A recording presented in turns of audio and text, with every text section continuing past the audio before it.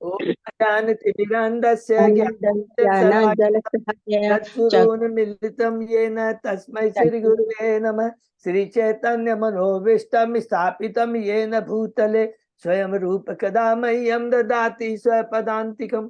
वन्देऽहं श्रीगुरु श्रीयुतपथकमलं श्रीगुरु वैष्णवांच च श्रीरूपं साग्रजातं सहगण रघुनाथान्वितं तं सजीवं स्वाद्वैतं सावधूतं परिजं सहितं कृष्ण चैतन्य देवं श्री राधा कृष्ण पादान सहगण ललिता श्री विशाखा विदांत च। नम ओम विष्णु पादाय कृष्ण प्रेष्ठाय भूतले श्रीमते भक्ति वेदांत स्वामिन इति नामने। नमस्ते सारस्वती देवे गौरवाणी प्रचारिणे निर्विशेष शून्यवादी पाश्चात्य देश तारिणे।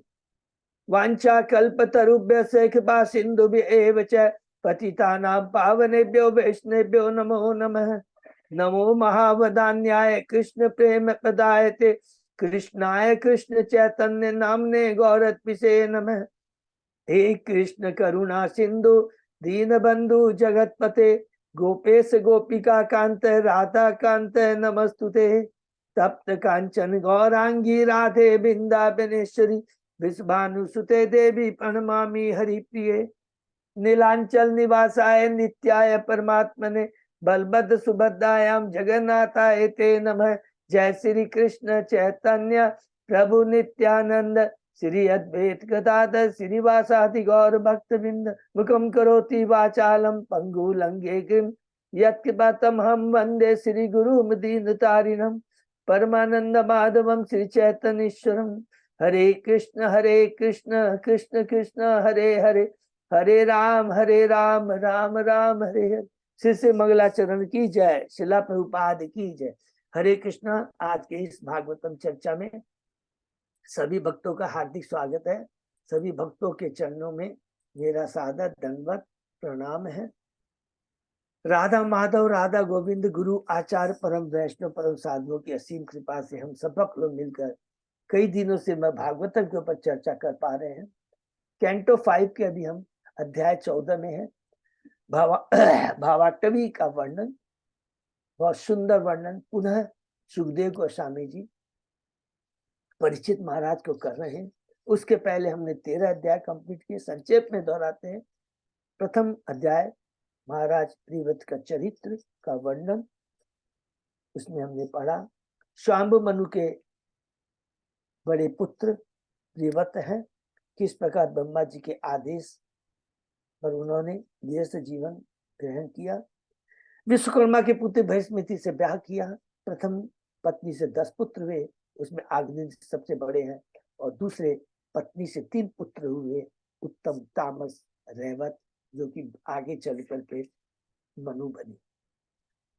दूसरे अध्याय में हम लोग प्रवेश करते हैं। शीर्षक है राजा अग्निद के चरित्र के बारे में, उनके महान चरित्र लिखा है उसके बारे में। अग्निद जब राजा प्रियव्रत सब कुछ छोड़ कर भक्ति में लग जाते हैं, तो उन्हें जम्बू द्वीप का, जो कि 7 द्वीप बनाए थे, सबको याद है 7 समुद्र 7 द्वीप, तो जम्बू द्वीप है, जिसमें हम लोग आगे भी पढ़ेंगे 9 वर्ष है, उसमें से भारत वर्ष भी एक है। तो 9 वर्ष उसमें भारत इलावर्त भारत वर्ष बहुत है, जैसे कि पी के लीला प्रभु ने भी पूछा था। तो अभी हम लोग बहुत जल्दी पहुंचेंगे, 16 अध्याय से शुरू होगा। तो उसी जम्बू द्वीप के वासियों उनको अपने पुत्र के समान मानते थे। उन्होंने भी ब्रह्मा जी की द्वारा भेजी हुई उप अप्सरा पूर्व चीटी से ब्याह किया। 9 पुत्र उत्पन्न हुए। सबसे बड़े पुत्र नाभि है, और इन 9 पुत्रों ने मेरु की 9 पुत्र से ब्याह किया। तीसरे अध्याय में प्रवेश करते हैं। राजा नाभि की पत्नी मेरु देवी के गर्भ से ऋषभ भगवान का जन्म। हरि बोल। किस प्रकार राजा नाभि भगवान के लिए यज्ञ करते हैं, भगवान आते हैं, प्रसन्न होते हैं, भगवान के समान पुत्र मांगते हैं। भगवान कितनी सुंदर बात कहते हैं कि मेरे समान तो कोई है नहीं, मैं स्वयं ही तुम्हारी पत्नी मेरी देवी के घर से प्रकट हुआ। भगवान प्रकट हो जाते हैं। चौथे अध्याय में हम लोग प्रवेश करते हैं। श्री भगवान ऋषभदेव के लक्षण, ये शीर्षक है। सुखदेव गोस्वामी जी यहाँ पर बताते हैं कि किस प्रकार राजा नाभि ने अपने पुत्र ऋषभदेव जिनके बहुत ही उत्तम कोटि रहते हैं उनको सम्राट बनाया और स्वयं बद्रिकाश्रम चले जाते हैं अपनी पत्नी के साथ में। देखिए सारे कितने भक्त हैं और कितने अनासक्ति है। इतने बड़े राज्य का शासन होने के बाद बिना फ्रैक्शन ऑफ सेकंड के सब कुछ त्याग कर करके वो चले जाते हैं भगवान की पूर्ण रूप से अनासक्त होकर भगवान की भक्ति के लिए। और इधर भगवान विष्णु ने जयंती से ब्याह किया। 100 पुत्र होते हैं। सबसे बड़े पुत्र हैं राजा भरत, जिनके नाम से आज हमारे देश का नाम भारत वर्ष पड़ा है। और उनके 81 जो पुत्र होते हैं वो दिव्य वैदिक ज्ञान प्राप्त कर करके परम योगी बन जाते हैं। 9 पुत्र नव योगेंद्र बनते हैं और वो क्षत्रिय के रूप में रहते हैं। वो आगे में चल के पता नहीं इसका वर्णन शायद है कि नहीं है। उसके बाद में हमने पढ़ा कि भगवान ऋषभ ब्रह्मवर्त देश में जाते हैं और वहां पर किस प्रकार अपने पुत्रों को वो दिव्य ज्ञान प्रदान करते हैं। वो 5वें अध्याय में है। भगवान ऋषभ द्वारा अपने पुत्रों का उपदेश बहुत सुंदर ज्ञान है, दिव्य ज्ञान है। मनुष्य योनि पहले कहते हैं दुर्लभ है आत्म साक्षात्कार के लिए। और इस आत्म साक्षात्कार के लिए महात्माओं की सेवा करके ही मनुष्य भगवान की भक्ति से जुड़ सकता है और भव बंधन से मुक्त हो सकता है। और भगवान की भक्ति कभी रुकती नहीं है, सदैव अहेतु अप्रियता, अहेतु बिना कोई आसक्ति पर्पस के अप्रियता कंटिन्यू होनी चाहिए, इसमें कोई भी रुकावट नहीं आनी चाहिए। और फिर एक बहुत ही सूक्ष्म बात कहते हैं कि एक माता पिता गुरु आराध्य देव का कर्तव्य है कि वो अपने आश्रित को ये बताए कि जीवन का लक्ष्य क्या है, इस चरम मृत्यु जगराती से किस प्रकार मुक्त हुआ जा सकता है। अगर वो ऐसा नहीं करते हैं तो माता पिता गुरु आराध्य कहलाने के योग्य नहीं है। उसके बाद कुछ समय के बाद सब कुछ त्याग कर करके वो एक अवधूत का आचरण अपनाते हैं। अपने पुत्र, सबसे बड़े पुत्र भरत महाराज को राज सिंहासन पर बैठा देते हैं। और वो जो उनका अवधूत का आचरण बड़ा ही दिव्य है, उसे हमें भूलना नहीं। अध्याय 6 भगवान ऋषभदेव का चरित्र। यहाँ पर भगवान परीक्षित महाराज तो सुखदेव गोस्वामी जी एक बहुत इंपॉर्टेंट बात कहते हैं। वो यहाँ पर क्या स्थापित करना चाहते हैं कि कर्म, ज्ञानी और योगी, इन तीनों में सबसे परम कौन है? भक्त है। क्योंकि कर्मी, ज्ञानी और योगी कितना ही बड़ा योग कर ले, कितना ही बड़ा ज्ञान प्राप्त कर लीजिए, अपने मन को बस में नहीं कर सकता। मन को केवल भगवान की भक्ति के द्वारा बस में किया जा सकता है। जिस प्रकार बहेलिया अपने पशुओं को पकड़ कर भी उन पर विश्वास नहीं करता है, उन पर पकड़े रहता है, उसी पर हमें मन पर विश्वास नहीं करना चाहिए और एकमात्र भगवान की भक्ति में लगा के हम मन को बस में कर सकते हैं। ये स्पेशली इस 6ठे अध्याय में बड़े जोर से बताया गया है। और उसके बाद में अंत में हमने पढ़ा कि भगवान ऋषभ किस प्रकार दक्षिण दिशा में जाते हैं, एक जंगल में दावाग्नि में प्रकट होते हैं और उधर में एक राजा दक्षिण देश का अरहत है, जो कि ऋषभ भगवान के उपदेशों का पालन न कर करके उनके आचरण का अनुकरण कर करके अपने मन से एक धर्म पद्धति स्थापित करता है जो वेदों के विरुद्ध है, जो कि आज हम लोग जैन धर्म के। तो इसलिए जैन धर्म ऋषभ भगवान ने नहीं आविष्कार किया, याद रखेंगे, पाखंडी ने किया है। 7वां अध्याय है राजा भरत का चरित्र। यहाँ से हम पढ़ते हैं कि किस प्रकार जब भगवान ऋषभ भरत महाराज को राज सिंहासन पर बैठाते हैं, उन्होंने विश्व रूपी करता पंचजनी से ब्याह किया। 5 पुत्र होते हैं और 1 करोड़ वर्षों तक उन्होंने शासन किया और अंत में सब कुछ त्याग कर पुण्याश्रम चले जाते हैं हरिद्वार के पास, जहाँ पर बहुत सारी शालिग्राम शिलाएं भी मिलती है। और वहां पर जाकर भगवान की भक्ति में लगकर भाव के पद पर स्थापित हो जाते हैं। हरि बोल। 8वें अध्याय में प्रवेश करते हैं। शीर्षक राजा भरत के चरित्र का वर्णन कि राजा भरत जो उन्होंने सब कुछ त्याग कर भक्ति में लग गए, लेकिन एक मृग के प्रति आसक्त हो जाते हैं। और वो आसक्ति का कितना सुंदर वर्णन किया है, उसको याद करेंगे। वो सोच आसक्ति हो तो क्या सोचते हैं कि यही मुझ पर आश्रित है, मुझे ही अपने माता पिता मानता है, और मेरे बिना इसका कोई दूसरा कोई कल्याणकारी नहीं है, इसका कोई रक्षक नहीं है। इतनी ज्यादा आसक्ति, और सदैव उसके ध्यान में मग्न रहते हैं, पूजा भी करते रहते हैं, यज्ञ भी करते रहते हैं। तो मन शारीरिक रूप से तो यज्ञ में रहते नहीं, मानसिक रूप से मृग के प्रति उनकी आसक्ति रहती है, और अंत में शरीर त्याग कर उनके मृग शरीर धारण करते हैं, लेकिन चेतना सदैव उनकी कृष्णमय रहती है। पश्चाताप करते हैं, बहुत सुंदर लिखा, इतना डिटेल में पश्चाताप का वर्णन किया। और अंत में अपनी मृगी माता को वो छोड़ करके जंगल में चले जाते हैं, और अंत में कुछ समय के बाद में वो जंगल में पुल्याश्रम में चले जाते हैं, और वहां पर तीर्थस्थान में स्नान कर शरीर त्याग देते हैं। 9वें अध्याय में प्रवेश करते हैं जड़ भरत का परम चरित्र। तो अब पहले राजा भरत, दूसरा मृग भरत, और तीसरे हैं यहाँ पर 9वें अध्याय में बता रहे हैं जड़ भरत का, कि उन्होंने तीसरा जन्म लेते हैं एक उच्च कुल के ब्राह्मण के घर में। लेकिन उनकी चूंकि चेतना बचपन दिव्य स्तर प्रति, कोई भी वैदिक ज्ञान के प्रति कोई आसक्ति नहीं, कोई चीज के प्रति आसक्ति। और सबसे इंपॉर्टेंट बात लिखा हुआ है कि उन्होंने अपने को बचा के रखा अपने संबंधियों से, मित्रों से, अर्थात अभक्तों से, कि जिससे कि पुनः उनकी चेतना कलुषित न हो जाए। ये सबसे इंपॉर्टेंट पॉइंट है। और उनके आचरण को देख करके जब उनके पिता की मृत्यु हो जाती है, उनके भाई उनको समझते हैं ये पागल है, और उसको खेत की रखवाली में डाल देते हैं। और इस प्रकार एक डाकुओं का सरदार आता है, उन्हें नर बलि के लिए भद्रकाली के सामने ले जाता है। लेकिन भद्रकाली किस प्रकार अपने विग्रह से प्रकट होकर करके जिस तलवार से उसका वध, माने राजा जड़ का वध किया, उसी तलवार से उन असुरों का वध करके उसकी रक्षा करती है। हरि बोल। क्योंकि शिक्षा ये है कि जो वैष्णव देवता देवी होते हैं, वे भी वैष्णव वैष्णवी होते हैं। अध्याय 10 में प्रवेश करते हैं। जड़ भरत महाराज, जड़ भरत तथा महाराज रघुगण की वार्ता यहाँ से शुरू होती है। राजा रघुगण, और पूरा भी हम लोग 14 अध्याय तक में हम लोग जा रहे हैं, 13वें अध्याय तक में जा रहे हैं। 13-14 तक पूरा समझ लीजिए, 15वें अध्याय तक ही समझ सकते हैं कि इसी को मैं है। लेकिन मैंने 14 अध्याय तक, 15वें अध्याय में प्रियव्रत के उनके वंशावली के बारे में वर्णन है। तो यहाँ पर हम देखते हैं कि राजा जड़ भरत जब देवी भद्रकाली के द्वारा वो बचाया जाता है, तो इसी तरह वह घूमते हुए जाते हैं। तो एक राजा है सिंधु देश का, शौरवी प्रदेशों का, जो कि कपिलाश्रम जा रहा था पालकी में।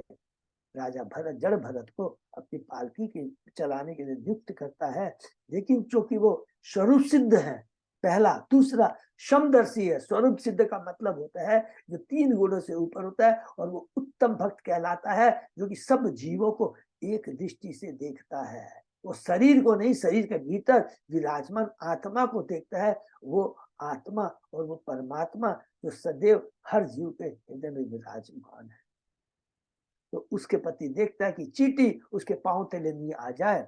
और इस प्रकार पालकी चलाने में जब बाधा होती है, राजा क्रोधित होता है, और राजा बहुत उन्हें कटु शब्द कहता है। तुम बूढ़े होने के कारण अत्यधिक परेशान हो, तुम थक गए हो, तुम न तो पतले हुआ था, तुम न मोटे हो ताजे हो। क्योंकि भगवान राजा भरत परम सिद्ध है, रूप सिद्ध, सब उन्होंने कोई भी अपना रिएक्शन प्रकट नहीं किया। कुछ समय के बाद वो पालकी से उतरते हैं, तो इतनी सुंदर बात कहते हैं कि हे राजा, आप जो कुछ भी कह रहे हो ये सब चीज शरीर से संबंधित है, आत्मा को इससे कोई लेना देना नहीं है। पूरा गीता का दूसरा अध्याय को संक्षेप में उन्होंने प्रकट कर दिया, इतना सुंदर ढंग से बताते हैं। राजा को तुरंत ज्ञान आता है, पालकी से उतरते हैं, और राजा भी बहुत ही हम बद्धजीव की इतनी सुंदर बात कहता है कि मुझे इंद्र के वज्र से, शिव के त्रिशूल से, यमराज के दंड से डर लगता, लेकिन वैष्णव के चरण में अगर अपराध हो जाए उससे मैं डरता हूँ। अध्याय 11 में पहुंचते हैं। जड़ भरत द्वारा राजा रघुगण को शिक्षा।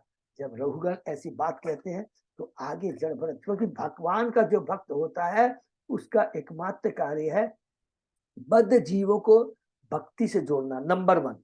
और दूसरा, जो ऑलरेडी भी भक्ति में है, कभी कभी वो माया के द्वारा भ्रमित हो जाते हैं, उनको पुनः भक्ति में लाना। ये दोनों काम जरूरी है, तभी होता है जब भक्तों का संग होता है। और यहाँ पर भी जड़ भरत कहते हैं, बहुत सुंदर बात कहते हैं। क्या कहते हैं कि तुम वास्तव में अनुभवी नहीं हो, अज्ञानी हो। वास्तविक ज्ञानी कौन है? जिसे आत्मा का, परमात्मा का, आत्मा का परमात्मा से संबंध, आत्मा का परमात्मा के प्रति क्या कर्तव्य है, वो ज्ञान। तुम तो ज्ञानी नहीं हो, अनुभवी हो। अदरवाइज तुम इस तरह राजा स्वामी की बातें नहीं करते। इस भौतिक जगत में उच्च कुल, धन, रूप, धन जो भी मिलता है पुण्य कर्मों से मिलता है, लेकिन उसका भी अंत होता है। क्षीणे पुण्य मर्त्य लोकम विशन्ति। उसके बाद में बहुत सुंदर अंत में एकदम एक ही बात कहता है कि ये जो मन है बड़ा दुष्ट है। अगर मन 3 गुणों से दूषित रहता है तो वह अनियंत्रित हाथी के समान इस स्वच्छंद रूप से इधर उधर घूमता रहता है। किंतु अगर मन को भगवान के चरणों में हम लगा जाते हैं तो हम क्या है, भगवान की भक्ति से जुड़कर इस भव बंधन से मुक्त हो सकते हैं। बहुत सुंदर बात कहते हैं। हम अध्याय 12 में प्रवेश करते हैं। यहाँ पर राजा रोगन तथा जड़ भरत की और वार्ता, माने आगे वार्ता है, वार्ता होती है। यहाँ पर बहुत सुंदर बात, यहाँ पर क्या हमने पढ़ा है, इसमें ईश्वर तत्व के बारे में बताते हैं। ईश्वर तत्व के बारे में क्या बताते हैं कि संपूर्ण भौतिक जगत एवं इस भौतिक जगत की सारी वस्तुएं भगवान की शक्ति का रूपांतर मात्र है। पृथ्वी का एग्जाम्पल दिया, पृथ्वी से मट्टी है, मट्टी से ही हमारा ये शरीर बना है, मट्टी से सारी वस्तुएं बनी हैं। जो कुछ भी मट्टी से बना है और एक समय के बाद में सारा ये धूल में मिल जाता है। और ये सारा चीज क्या है, भगवान की शक्ति, बहिरंगा शक्ति का प्राकट्य है। माया श्री कृष्ण की शक्ति है, किंतु उनसे पृथक है। जब हम यह समझ लेंगे कि कृष्ण ही, बहुत इंपॉर्टेंट है, कृष्ण ही सभी कारणों के कारण है, तभी हमारा ज्ञान पूर्ण होगा, हरि भक्ति। और जब ये ज्ञान पूर्ण हो जाता है, ये ज्ञान प्राप्त हो जाता है, तो और कुछ जानने की आवश्यकता नहीं रह जाती है। और इस ज्ञान को प्राप्त करने के लिए हमें शुद्ध भक्तों के चरणों की धूलि से अपने को स्नान करना है। अगर शुद्ध भक्तों की चरणी का शरण मिल जाता है तो पूर्ण ज्ञान हो जाता है। और इस ज्ञान की तलवार से अज्ञानता को काट देते हैं और उसके बाद में भगवान की भक्ति से जुड़ करके इस भौतिक जगत से हम छुटकारा पा सकते हैं। हरि बोल। ये बहुत सुंदर बात यहाँ पर कहता है। 13वें अध्याय में हम लोग प्रवेश करते हैं। यहाँ पर राजा रघुकुल एवं जड़ भरत के बीच आगे वार्ता। यहाँ पर फिर हमें जड़ भरत महाराज अब भवानी, यहाँ पर देखिए जड़ भरत एक्सप्लेन कर रहे हैं। दोनों चीज में थोड़ा याद रखेगा कि कंफ्यूजन है। 13वें अध्याय में जड़ भरत किसको बताते हैं, रघुगण को बताते हैं। 14वें अध्याय में क्या फर्क है, 14वें अध्याय में वो कहते हैं, परीक्षित महाराज कहते हैं कि ये जड़ भरत और रघुगण की जो वार्ता आपस में, वो मुझे समझ में नहीं आया, इसको डिटेल में बताइए। तो अभी इस 13वें अध्याय में जड़ भरत किसको बता रहे हैं, रघुगण को बता रहे हैं। क्या बताते हैं कि कहते हैं इस संसार रूपी जंगल में एक वणिक प्रवेश करता है, उसे लुटेरे मिलते हैं। कौन कौन लुटेरा का है, इंद्रियां, ये 6 इंद्रियां हैं। फिर उसके बाद में शियार, भेड़िया और सिंह, ये कौन है, पत्नी, संतान और मित्र। फिर मच्छरों के बारे में बताता है, जो लोग ईर्ष्यालु होते हैं। और उसके बाद में कहते हैं, बहुत सुंदर ये कहता है, बवंडर की धूल, कि किसके की जीव अपनी पत्नी के प्रति आसक्त होता है। और फिर झिंगूर के बारे में बताते हैं, ऐसे लोग जो पीछे से हमें चक्कू मारने के लिए तैयार रहते हैं। और उसके बाद में कहता है कि इस जगत में हम आते हैं, सर्वप्रथम माता पिता को खो देते हैं, दुख होता है। फिर हमारे पुत्र नवजात शिशु आता है, पुनः उसके प्रति आसक्त हो जाते हैं। और इतनी आसक्ति हो जाती है कि समय बीतते हुए पता नहीं लगता, बुढ़ापा आ जाता है। और अपने को बुढ़ापे से बचने के लिए नर्वस हो जाते हैं। और उसके बाद में सारस, गीध और बगुलों के का शरण ग्रहण करते हैं, अर्थात योगी अवतार। और जो धूर्त हैं, जो हमारी धन को, हमारी कमजोरी को देखकर हमारे धन को वो छीनने के लिए तैयार रहते हैं। कहते अंत में कहते हैं, ये राजा तुम सुहित मित्र बनो। ये बहुत इंपॉर्टेंट पॉइंट का है कि सभी जीवों के कल्याण के बारे में सोचो। तुम पालकी में मनुष्यों को इस प्रकार तकलीफ दे रहे हो और उन पर क्रोध कर रहे हो। विषय भोगों को त्याग कर हाथ में भक्ति की पैनी तलवार को लेकर ज्ञान प्राप्त करो, अज्ञानता को नष्ट करो। उसके बाद में राजा रघुगण कहता अंत में, उसको सारा चीज समझ में आ जाता है और कहता है कि मनुष्य योनि बहुत दुर्लभ है, एकमात्र आप जैसे शुद्ध भक्तों के चरण कमलों की धूली माने लपावत हो जाने से ही ये अज्ञान मिट सकता है। और शुद्ध भक्तों का संग इन्हें ब्रह्मा देवता के लिए दुर्लभ है। और इस प्रकार वो कहता है और सुखदेव को रघुगण से क्षमा मांगता है। और चूंकि भगवान का भक्त प्रभुपाद जी कहते हैं बड़ा ही कोमल हृदय वाला होता है, उन्हें क्षमा कर देता है। हरि बोल। अदरवाइज प्रभुपाद जी कहते हैं जब तक जिस भक्त के चरणों में अपराध होता है, जब तक वो क्षमा नहीं करता है तो पाप कर्म बने रहते हैं। लिखा है पाप कर्म कटते नहीं है। तो तुरंत हमें जिस भक्त के चरणों में अपराध होता है उसे क्षमा मांग लेनी चाहिए। और उसके बाद में कहते हैं अंत में, अब यहाँ पर पुनः परीक्षित महाराज कहते हैं सुखदेव गोस्वामी को कि आपने मुझे ये चीज बताया, इसको खुल करके बताइए। 14 अध्याय में प्रवेश करते हैं और इसमें लिखा ही है, जब राजा परीक्षित ने सुखदेव गोस्वामी को भौतिक मन का अर्थ स्पष्ट करने के लिए कहा, तो यहाँ पर अब सुखदेव गोस्वामी बोलना शुरू करते हैं और वो कहते हैं, जब जीव इस भौतिक जगत रूपी बहुत सुंदर वन में प्रवेश करता है तो वह भगवान की बहिरंगा शक्ति के वशीभूत होकर 3 गुणों से प्रेरित होकर कर्म में प्रवृत्त होता है। सबसे पहले क्या होता है, भौतिक जगत में आता है, 3 गुण तुरंत उसको झपट लेते हैं। जैसे 3 गुण झपटते हैं उसकी चेतना कलुषित हो जाती है और जैसे ही कलुषित चेतना में होता है वो सपने में आ जाता है। सपने का मतलब है कि असत के प्रति आसक्त हो जाता है और कर्म करना शुरू करता है। और इस प्रकार कर्म करते करते 14 भुवनों में, स्वर्ग लोक, कभी नर्क लोक में, कभी पृथ्वी लोक में चक्कर लगाता रहता है। प्रभुपाद जी यहाँ बहुत सुंदर बात कहते हैं, किसी को तब तक इस जीवन संघर्ष से छुटकारा नहीं मिल सकता जब तक वह प्रामाणिक गुरु के चरण कमलों का आश्रय नहीं लेता। पहले श्लोक में प्रभुपाद जी बहुत कठोर कहते हैं, पहली बात। फिर उसके बाद में कहते हैं, दूसरा श्लोक में सुखदेव गोस्वामी कहते हैं, इंद्रियां दस्यु के समान, लुटोरे के समान है, जो उससे 5 इंद्रिय विषयों सब स्पर्श रूप रस गंध के प्रति आकर्षित करके उसका धन खर्च करने में बाध्य करती है। तो यहाँ प्रभुपाद जी कहते हैं, हमारा कृष्ण भावना अभियान एक सुनिश्चित विधि के द्वारा मनुष्य को अपने मन इंद्रियों पर पहले क्या सिखाता है कि अपने मन इंद्रियों पर कैसे कंट्रोल किया जाए, जिससे वह अपना धन भक्ति से संबंधित निमित्त जीवन के अतिरिक्त अन्य किसी बात के लिए खर्च न करे। हरि बोल। ये प्रभुपाद जी बहुत स्ट्रांगली कहते हैं, धन जो कुछ मिला है कृष्ण भावनामृत के प्रचार के लिए है, भगवान की भक्ति में लगाने के लिए है। फिर कहता है, हे राजन, इस भौतिक जगत में स्त्री पुरुष जैसे कुंटम्बिन जन भेड़िया तरह सिंगालों की भांति है। उसके जागरूक रहते हुए भी उसकी सारी संपत्तियों को वो बलपूर्वक लूट लेते हैं। जागरूक रहते हुए भी, तो वास्तविक भौतिक रूप से जागरूक रहता है, आध्यात्मिक रूप से जागरूक नहीं होता है, वो लूट लेते हैं। गृहस्थ जीवन एक कर्म क्षेत्र है, अतः जब तक भोगने की कामना पूरी तरह भस्म नहीं होती, माने अर्थात जड़ से जब तक निकलती तब तक वह पुनः पुनः उदय होती रहती है। ये बहुत इंपॉर्टेंट श्लोक है, 4था श्लोक। ये भौतिक कामनाएं तभी पूर्णतः इच्छा हो सकती है जब कोई प्रभु की सेवा भक्ति में पूर्णतः संलग्न नहीं हो जाता। फिर कहते हैं, यह भौतिक जगत हवाई महल की तरह। हरि बोल। और जब तक अविद्या के कारण सकाम कर्म में लिप्त होता रहता है, वह भौतिक जगत उसे नित्य लगने लगता। हरि बोल। कहता हवाई महल की तरह है, और भौतिक जगत में जब वो लग जाता है तो उसको क्या लगता है कि ये भौतिक जगत नित्य शाश्वत है।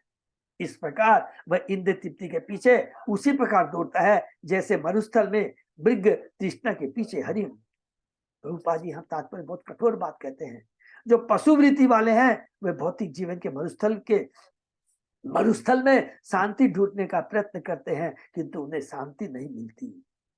फिर कहते हैं, रजोगुणी व्यक्ति स्वर्ण के रंग माने सोने के रंग से उसी प्रकार आकृष्ट होता है जिस प्रकार वन में जाड़े से ठिठुरता हुआ मनुष्य, कांपता हुआ मनुष्य दलदल में दिखने वाले प्रकाश को अग्नि समझ बैठता है कि यदि मुझे बहुत ठंड लगी है, देखो दूर में अग्नि है, उस अग्नि में अपने को ताप कर मैं अपने को अपनी ठंड से बचूंगा। लेकिन वो क्या है, मृग तृष्णा है, केवल धोखा है। इस प्रकार अपनी नाना प्रकार की अवस्थाओं को जुटाने के चक्कर में मनुष्य भौतिक जगत के इस जंगल में निरंतर इधर उधर दौड़ धूप करता रहता है। हरि को यहाँ तक हमने पढ़ा, उसके आगे हम लोग आगे पढ़ते हैं जो सुखदेव गोस्वामी जी परिचित भाग बताएंगे। ओम नमो भगवते वासुदेवाय, ओम नमो भगवते वासुदेवाय, ओम नमो भगवते वासुदेवाय। नारायण नमस्कृत नरम चैव नरोत्तमं देवी सरस्वती व्यासं ततो जयम उदीरे। नस्प्रायेषु अभद्रेषु नित्यं भागवत सेवया भगवती उत्तम श्लोके भक्ति भवति नैष्टिकी। कृष्णाय वासुदेवाय देवकी नंदनाय च नंद गोप कुमाराय गोविंदाय नमो नमः।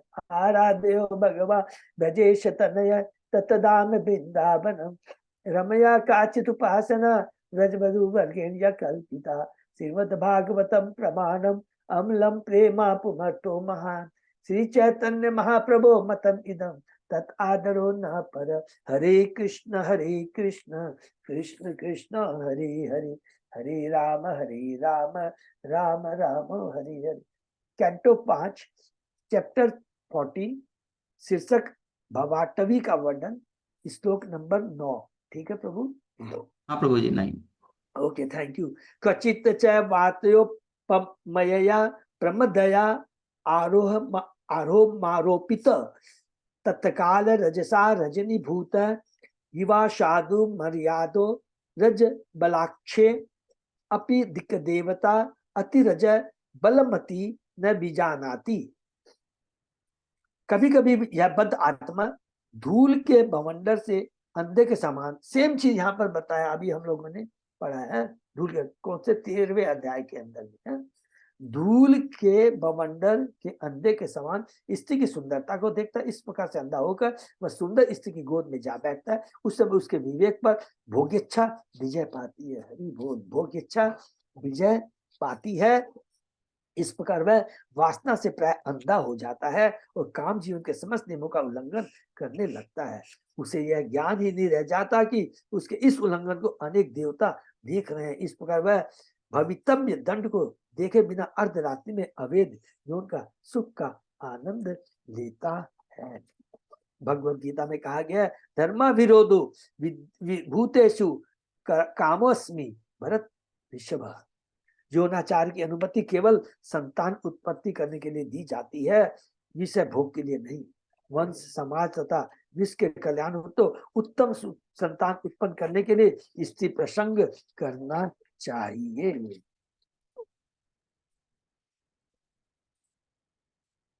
अन्यथा यह धार्मिक जीवन के नियमों एवं प्रतिबंधों के विरुद्ध है। हरि बोल।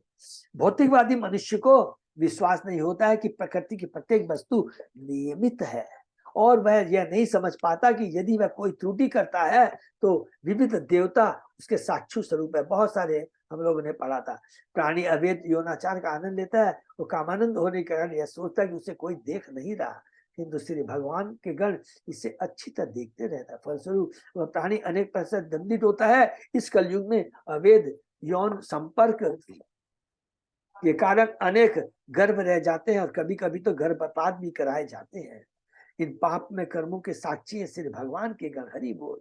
जो पुरुष तथा स्त्री ऐसी स्थिति उत्पन्न करते हैं उन्हें भविष्य में प्रकृति के कठोर से कठोर नियम के अनुसार दंडित किया जाता है। देवी हेषा गुण में माया अवैध कामाचार कभी भी क्षमा नहीं किया जा सकता, और वे जो इस कुकृत्य में लिप्त रहते हैं उन्हें जन्म जन्मांतर दंडित किया जाता है। भगवत गीता में, जो कि आसुरी योनि के बारे में बताया गया है, भगवत गीता में इसकी पुष्टि की गई है। आसुरी योनिम आपना मूढ़ा जन्मनी जन्मनी मई अप्राप्य एव कौन्तेय ततो यान्ति अधमा गति।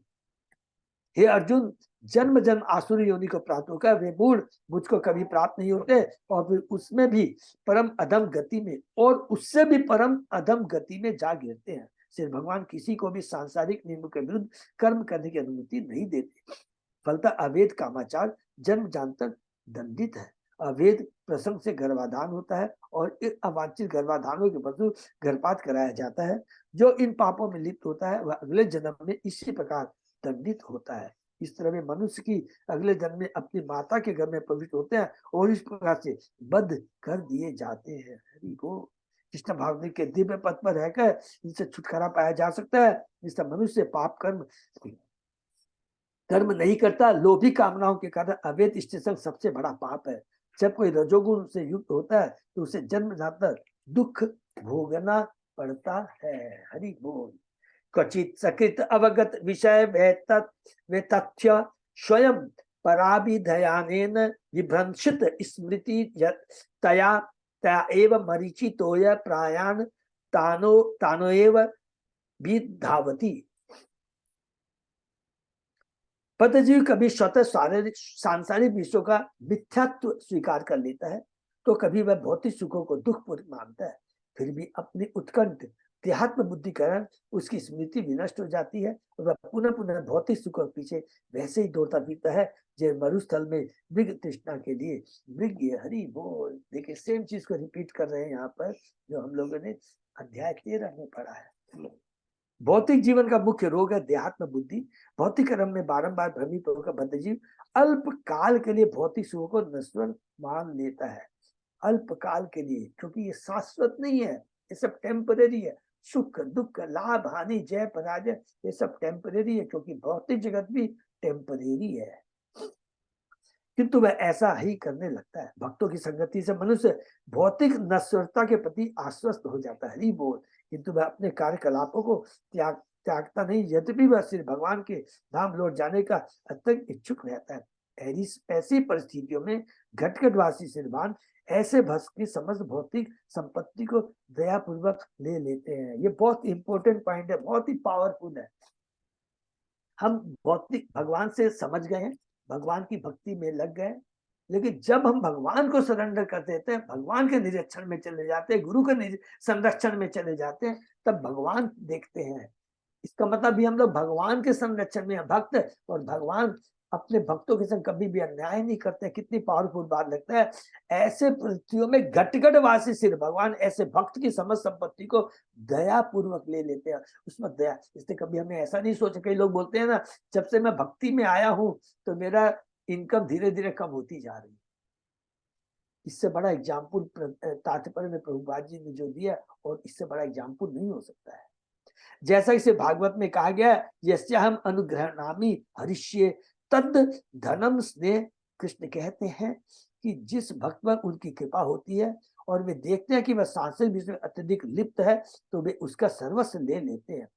सब कुछ ले लिए जाने पर भक्त अपने को बहुत सुंदर है, अपने को पराश्रित और समाज में वित्त एवं प्यार से वंचित अनुभव करता है।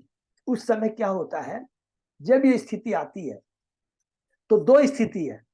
जब हम भौतिकता में है, भगवान से संबंधित नहीं है, तो हमारे प्रारब्ध में कुछ लिखा नहीं है, तो हम उसको पाने की चेष्टा करते हैं, गलत कार्यों में लिप्त हो जाते हैं, चोरी चमारी से। एक वो जो भक्ति में नहीं है। दूसरा जो भक्ति में है और उस समय जब देखता है उसका धन चला गया है, उस समय क्या हो, उसकी चेतना कलुषित नहीं होती है। उस समय उसको समझ में आ जाता है कि संसार सब लोग धोखेबाज ही रहते हैं। कि देखते हैं कि वो सांसारिक विषय अधिक लिप्त है, तो वे उसका सर्व लेता है। सब कुछ के जाने पर भक्त अपने को पराश्रित और समाज में मित्र प्यार से वंचित अनुभव करता है। अतः वह श्री भगवान के चरण कमलों में पूर्ण रूपेण अर्पित हो जाता है। इससे बड़ी पावरफुल बात नहीं होगी कि भक्ति में लगा रहने से क्या आता है, भाव क्या आता है, ये भगवान की कृपा है मेरे ऊपर। और ये जितने लोग मेरे को मेरी चापलूसी करते थे, मेरी बटरिंग करते थे कि आप मेरे धन के पीछे थे, मेरे प्रति उनके कोई प्रेम नहीं था, मेरे धन के प्रति उनका आसक्ति थी, अब वो चला गया, अब इनसे भी पिंड छूट गया, अब तो कृष्ण मेरे एकमात्र रक्षक है, संरक्षक है, और पुनः पूर्ण रूप से भगवान की भक्ति में लग जाता है। श्री भगवान द्वारा ऐसे भक्त पर जो उत्कंठ ध्यात्म उद्दीकरण अपने को पूरी तरह समर्पित नहीं कर पाता, यह विशेष कृपा है। हरि बोल, कितना सुंदर बने, यह विशेष कृपा है भगवान की। चेतन चरितार्थ में कहा गया है, आमी विज्ञ यही मूर्खे विषय कहनो देव। हरि बोल, भगवान अपने भक्त को जान लेते हैं, जो श्री भगवान की सेवा में तत्पर होने से संकोच करता है और जिसे उसका ज्ञान नहीं रह पाता कि वह अपना साधन फिर से प्रारंभ करे या नहीं। बारंबार प्रयास करने और विफल होने अंत में बस भगवान के चरणों में आत्मसमर्पण कर देता है और सुख प्राप्त करते हुए अपनी समस्त भौतिक व्यवस्थाओं को भूल जाता है। तो चेतन बाबू कितना बड़ी बात कहते हैं, अरे जो मेरा भक्त है तो उसको मैं विषय भौतिक चीजें क्यों दूंगा। क्वचित उल्लुक झिल्ली स्वनवत स्वनति परुष रभस रभस टोपम प्रत्यक्षम परोक्षम वा रिपु राजकुल निर्भित निर्भित सतेना सतेनाति व्यथित कर्ण मूल हृदय। हरि बोल। कभी कभी बद्ध जीव अपने सत्वों तथा राज कर्मचारियों की प्रताड़ना से अत्यंत दुखी रहता है, जो प्रत्यक्ष रूप से कटु वचन कहते रहते हैं। उससे उसके हृदय मन तथा कान अति व्यथित एवं विषादपूर्ण हो जाते हैं। ऐसी प्रताड़ना की तुलना उल्लूकों तथा झिंगुरों की झंकार से की जाती है, जो कि हमने पढ़ा है पिछले 13वें अध्याय में। झंगूर किसको बोला है? जो पीछे से चक्कू मारते हैं। और ईर्ष्यालु और माने दोनों एक ही तरह का रूप है ईर्ष्यालु का। एक तो ईर्ष्या करता है और एक दूसरा है शारीरिक रूप से आपको कष्ट देता है, माने चक्कू मारता है पीछे से। इस भौतिक संसार में कई प्रकार के शत्रु हैं। राज्य ऐसे व्यक्ति को जो आयकर नहीं देते प्रताड़ित करता। इस प्रकार की प्रत्यक्ष अप्रत्यक्ष आलोचना उसे दुखी बना देती है और कभी कभी बद्धजीव ऐसी प्रताड़ना पर प्रतिक्रिया व्यक्त करना चाहता है, किंतु दुर्भाग्य से वह कुछ भी कर पाने की स्थिति में नहीं रहता है। हरि बोल।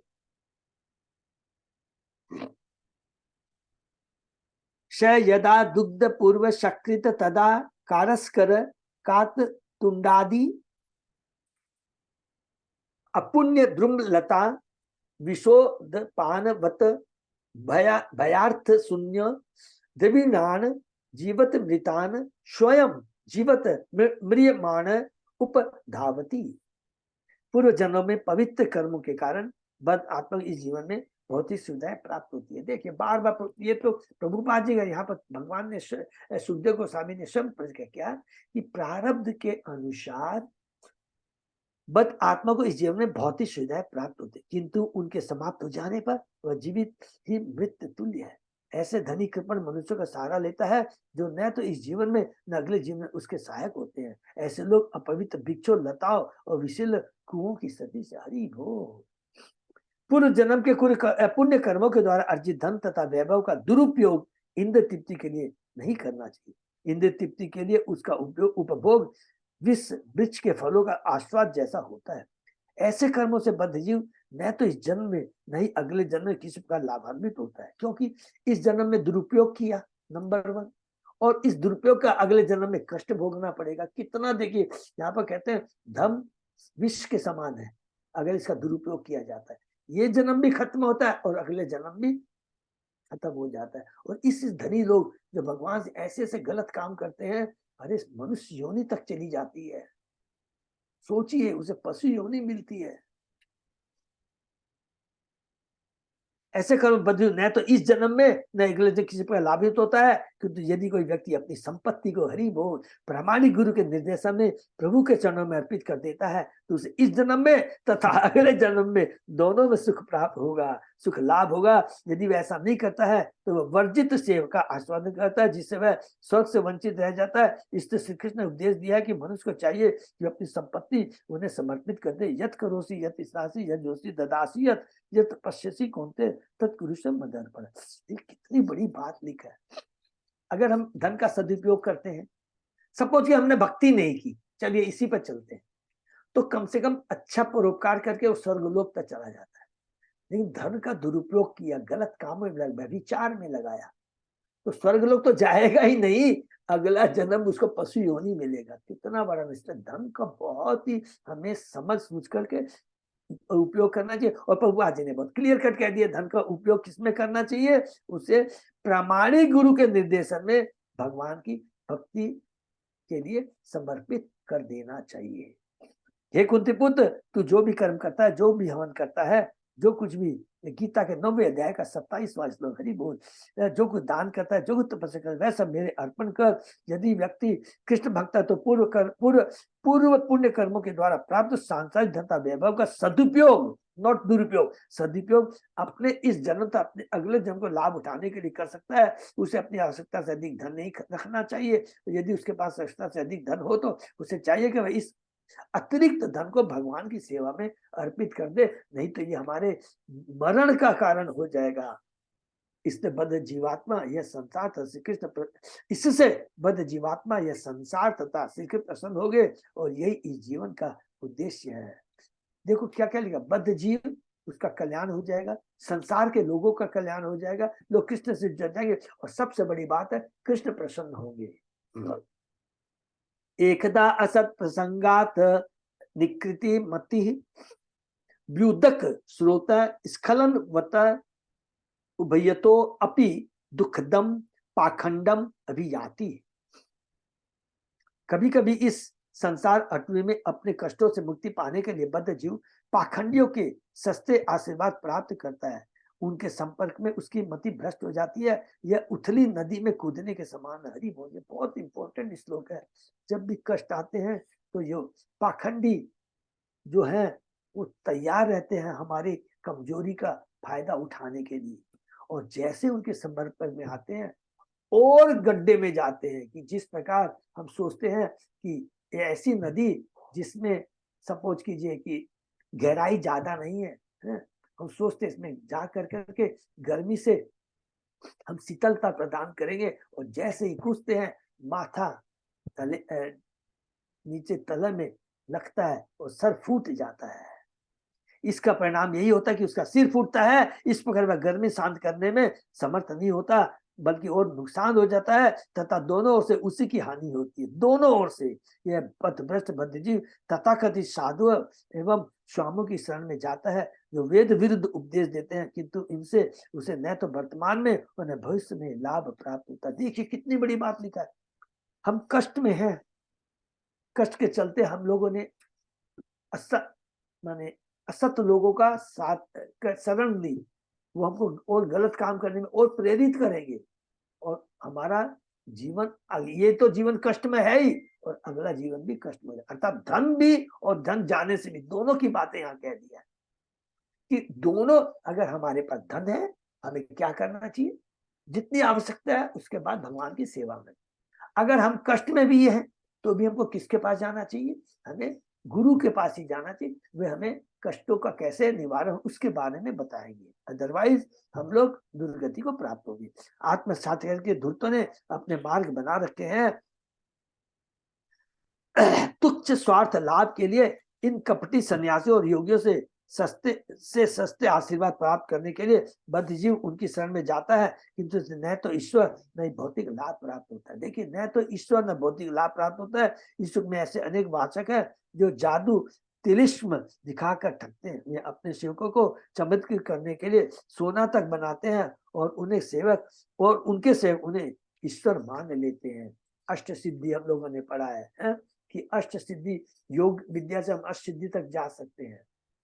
ये सोना हाथ में तो बहुत छोटी बात है, एक लोग से दूसरे जा सकते हैं, हल्का हो सकते हैं, बड़ा हो सकता है, कुछ भी हम लोग कर सकते हैं अष्ट सिद्धि प्राप्त करके। नहीं, वे सब याद रखेंगे, सब भौतिक है। इस कलयुग में इस प्रकार की, ठीक है, बोलपाला विश्वनाथ चक्रवर्ती ने सच्चे गुरु का वर्णन इस प्रकार किया है। संसार दावा नवलीद लोका तानाय कारुण्य घना घनत्वम प्राप्तस्य कल्याण गुणान वश्य वंदे गुरु श्री चरणार बिंदम। मैं उसको चाहिए कि वह ऐसे गुरु की शरण में जाए तो इस भौतिक जगत की ज्वलिताग्नि को समित कर दी, किंतु मनुष्य चाहते हैं कि वे ठगे जाएं। ये बहुत इंपॉर्टेंट लाइन, किंतु मनुष्य चाहते हैं कि वे ठगे जाएं। इसको प्लीज अंडरलाइन कर लेंगे। मतलब ये जादू दिखाने वाले योगियों और स्वामियों के पास जाते हैं, किंतु इससे भौतिक जीवन के कष्टों में कमी नहीं आती बल्कि और बढ़ जाती है।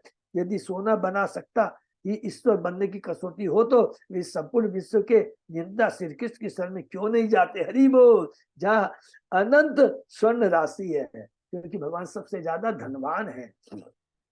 जैसे कि पहले कहा चुका, सोने का रंग स्फुरदीप्ति या पीत मल का तुल्य है, अतः सोना बनाने वाले गुरुओं के चंगुल में न आकर जड़ भरत जैसे भक्त की शरण में जाना चाहिए। हरि बोल। जड़ भरत ने रघुगण महाराज को ऐसी शिक्षा दी कि वे अध्यात्म बुद्धि से मुक्त हो गए।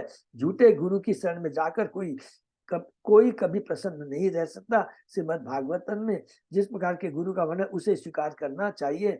तस्मात् गुरु प्रपद्य जिज्ञासु से उत्तमम। जीवन में सर्वोच्च लाभ, ये कैंटो 11 पढ़ेंगे, बहुत पावरफुल है। नव योगेंद्र पहले शिक्षा देते हैं और उसके बाद में स्वयं भगवान उद्धव जी को शिक्षा देते हैं, जिसका नाम है उद्धव गीता। और उसमें 24 गुरुओं का वर्णन है। एक एक एग्जाम्पल को देकर के अजगर से, सांप से, एक वैश्या से, अलग अलग से क्या क्या शिक्षा प्राप्त करनी चाहिए, रोंगटे खड़े हो जाएंगे। इतना सुंदर वर्णन, उसे स्वीकार करना है। ऐसे गुरु का वर्णन इस प्रकार है। साध्य परिचय निष्णातम। ऐसा गुरु न तो सोना बनाता है, न ही बातें बनाता है, वह वैदिक ज्ञान से ओतप्रोत होता है। वैदस्य सर्वस्य चावम हिजी सन्नित मतस्य बोलम च। वह सांसारिक दोषों से सर्वथा मुक्त होता है और श्री कृष्ण की सेवा में पूर्णतः समर्पित होता है। हरि बोल। यदि ऐसे गुरु के चरण की धूलि प्राप्त हो सके तो जीवन सफल हो जाता है, अन्यथा वह इस जीवन में और इसके पश्चात भी भ्रमित होता रहता, अर्थात अगले जीवन में भी।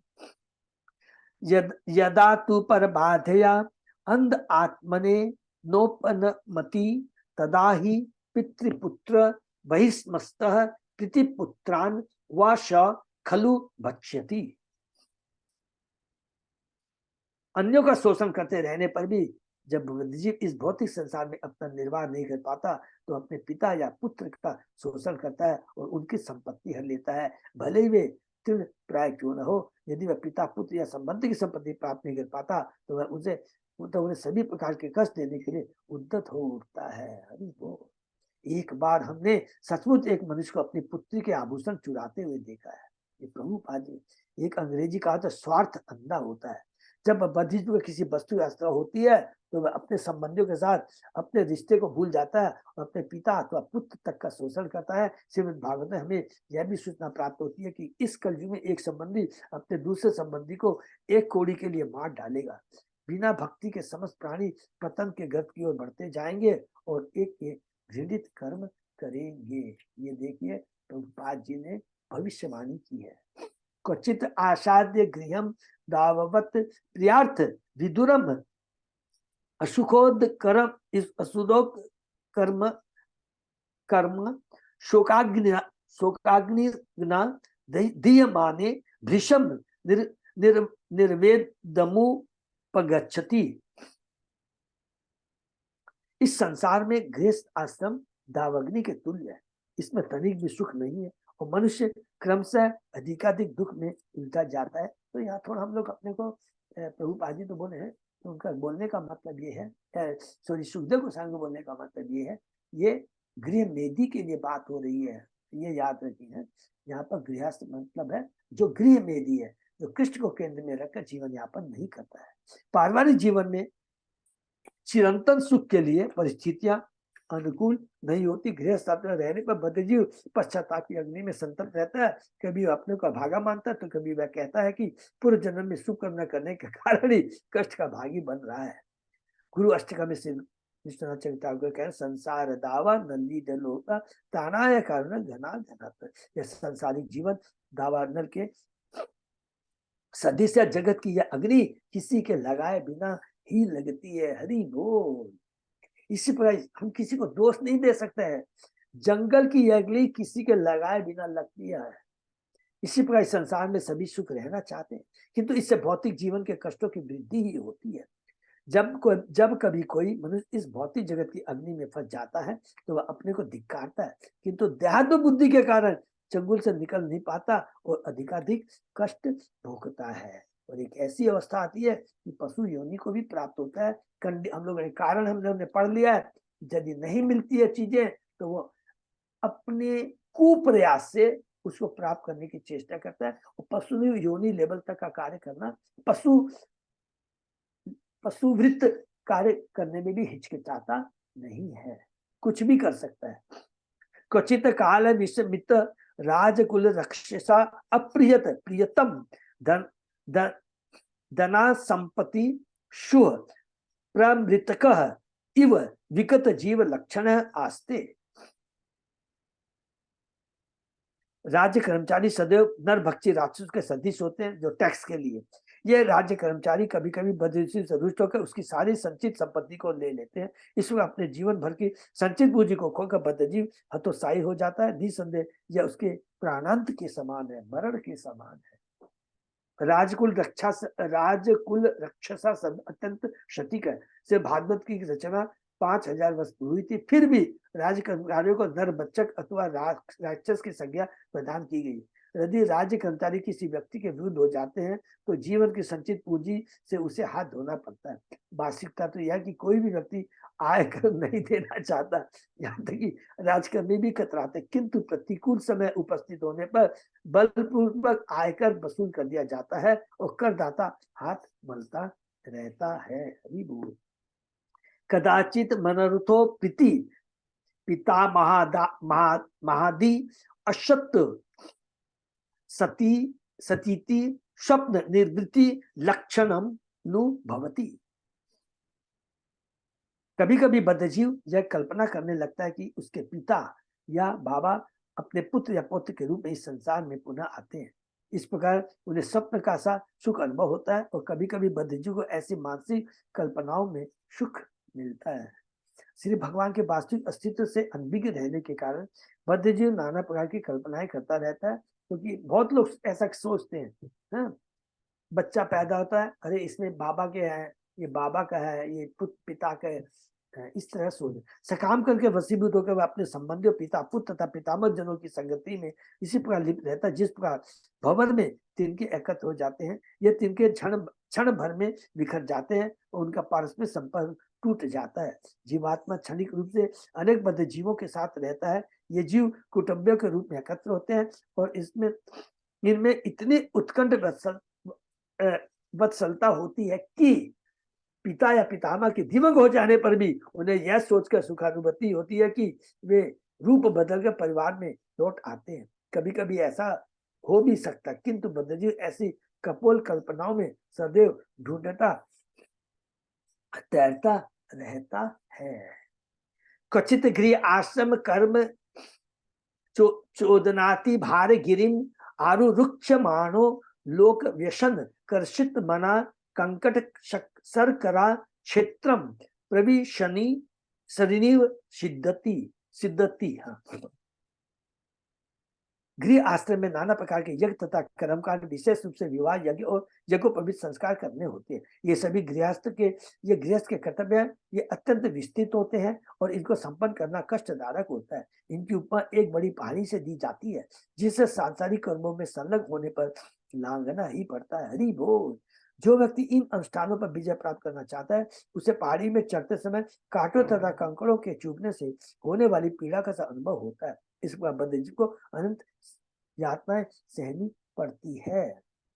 समाज देखिए कितनी इंपॉर्टेंट मान लीजिए, समाज में अपनी प्रतिष्ठा बनाए रखने के लिए लोग तो क्या करते हैं, हमको इतना बड़ा ब्याह करना है, उधार लेके भी करते हैं, चोरी करके भी करते हैं। समाज में अपनी प्रतिष्ठा बनाए रखने के लिए अनेक सामाजिक कृत्य करने पड़ते हैं। विभिन्न देशों तथा समाजों में नाना प्रकार के उत्सव तथा अनुष्ठान होते हैं। भारत देश में यह मानता है कि पिता अपनी संतानों का विवाह करे। ऐसा कर लेने परिवार के प्रति उसका उत्तरदायी पूरा हो जाता है। आजकल विवाह तय करना अत्यंत कष्ट साध्य हो गया है। इस समय न तो कोई ठीक से यज्ञ अनुष्ठान कर सकता है, न ही अपने पुत्र पुत्रियों के विवाह उत्सव का व्यस्त बहन कर सकता है। फलतः जब गृहस्थों को ये सामाजिक करने होते हैं तो वे अत्यंत संतप्त रहते हैं। किंतु भौतिक लगाव इतना प्रगाढ़ होता है कि इतने कष्टों के बाद भी वो उन्हें छोड़ नहीं पाता। अतः प्रहलाद महाराज का उपदेश है, हित्वा आत्मपातम गृहम अंधकूपम वनम गतो यत हरिम आश्रयेत। तथाकथित सुखमय पारिवारिक स्थिति की तुलना खेत के अंधे कूप से की गई है। यदि तृणाच्छादित अंधकूप में कोई गिर पड़े तो रक्षा के लिए चित्कार करने पर भी उसे जीवन से हाथ धोना पड़ता है। इसलिए पहुंचे हुए आत्मज्ञानी गृहस्थ आश्रम में प्रवेश करने की संतुष्टि नहीं करते। अच्छा यही होता है कि ब्रह्मचर्य आश्रम में संयम पालन करने का दृढ़ निश्चय करके आजीवन ब्रह्मचारी रहे, जिससे गृहस्थ आश्रम के भौतिक जीवन के कंटों का अनुभव न हो। गृहस्थ आश्रम में रहकर इष्ट मित्रों के निमंत्रण स्वीकार करने होते हैं और अनुष्ठानों का पालन करना होता है। ऐसा करने से प्राणी इनका दास बन जाता है, भले ही उन्हें करते रहने के लिए उसके पास पर्याप्त साधनों का अभाव ही क्यों ना हो। क्या करेगा? चोरी करेगा, गृहस्थ या उधार लेगा। गृहस्थ आश्रम शैली बनाए रखने के लिए धनार्जन हेतु अत्यधिक श्रम करना पड़ता है। इस पर वह सांसारिक जीवन में फंसकर कांटों की चुभन जैसा अनुभव करता रहता है। हरि बोल। तो यहाँ पर हम लोग विराम देते हैं। प्रभुपाद जी ने, सुखदेव गोस्वामी जी ने परीक्षित महाराज को और प्रभुपाद जी ने अपने तत्व के माध्यम से जीवन की। तो यहाँ प्लीज सब लोग याद रखेंगे, हम लोग याद करेंगे, हम लोग पर भगवान की बहुत बड़ी कृपा है। ये किसके लिए एप्लीकेबल? 110%, बिल्कुल भी हिचक नहीं करना है। ये उनके लिए जो गृह मेदी है, जिनको भगवान के बारे में ज्ञान नहीं है, जो भगवान से नहीं, जो गुरु से नहीं जुड़े हुए। और हम जब भक्ति से जुड़े रहेंगे ना, बड़े मजबूत हो जाते हैं। नहीं भाई, हमको इतना नहीं करना है। और हम देखेंगे अच्छे अच्छे, मैंने भक्तों को देखा है अपने ही जगन्नाथ ग्रुप में, और इसमें देखा है गौरांग ग्रुप में, नित्यानंद ग्रुप में, सबको मालूम है वो क्या करते हैं। भैया हमको तो मंदिर में शादी करनी है, मायापुर में जाकर उन्होंने शादियां की है, भक्तों के साथ, किसी चक्कर में नहीं पड़ते हैं। शादी कर दिया सिंपल ढंग से, गुरु महाराज आते हैं, आशीर्वाद देते हैं, और वहीं पर 500,000 लोगों का वो प्रसाद कर देते हैं, और मायापुर में वो भी बहुत नॉमिनल रेट में हो जाता है, और बहुत अच्छा पवित्र प्रसाद होता है। लेकिन जब तक हम भगवान की भक्ति नहीं जोड़ेंगे तो क्या प्रतिष्ठा हमको कहीं की किसी भी लेवल तक ले जा सकती है। और आप विश्वास कीजिए, यदि जब तक ज्ञान नहीं था, अलग बात है, जिनको ज्ञान है तो we should try to follow it, और बड़ा आनंद आएगा। और क्या मिलेगा? जितने लोग भी आते हैं हृदय से आशीर्वाद देते हैं, और जो आशीर्वाद देने वाले कौन होते हैं? भक्त नहीं होते, सारे भक्त होते हैं। गुरु की कृपा, भक्तों की कृपा, कम धन, आध्यात्मिक वातावरण, सोचिए इससे बड़ी चीज और क्या हो सकती है। हरे कृष्णा। विराम देते। ठीक है, कोई प्रश्न है? हरि बोल। अजय प्रभु प्रभु। हाँ प्रभु जी। तो कोई भी अनाउंसमेंट?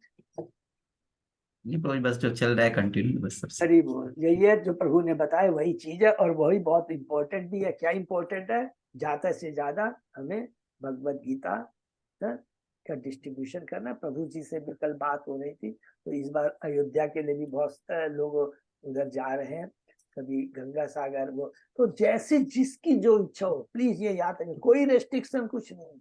हमें गीता भक्तों के बीच, बद्ध जीवों के बीच हमें देना है, ये that is most important. Number 2 है हमारा जो महामिलन है, केवल 3 दिन रह गए ना, आज को छोड़ के, या 4 दिन समझ लीजिए हो गए। कल प्लीज, आज सबसे भक्तों से रिक्वेस्ट है, लीडरों से रिक्वेस्ट है कि वो लोग कम से कम अपने हेड काउंट्स जरूर दे दे, क्योंकि नहीं तो प्रसाद का बड़ा मुश्किल हो जाएगा। हाँ, तो प्रसाद का कितना कम भी नहीं होना चाहिए, ज्यादा भी नहीं होना चाहिए, ठीक है ना। तो इसका चीज का ध्यान रखेंगे। आज ही सब लोग हमें व्हाट्सएप में डिटेल दे देंगे। हरे कृष्ण। ठीक है प्रभु, यही विराम कर। हाँ, हरे कृष्ण। भक्तों को बहुत बहुत धन्यवाद। आकर से स्नेह विराम देते हैं, फिर कल सुबह 7 बजे। धन्यवाद।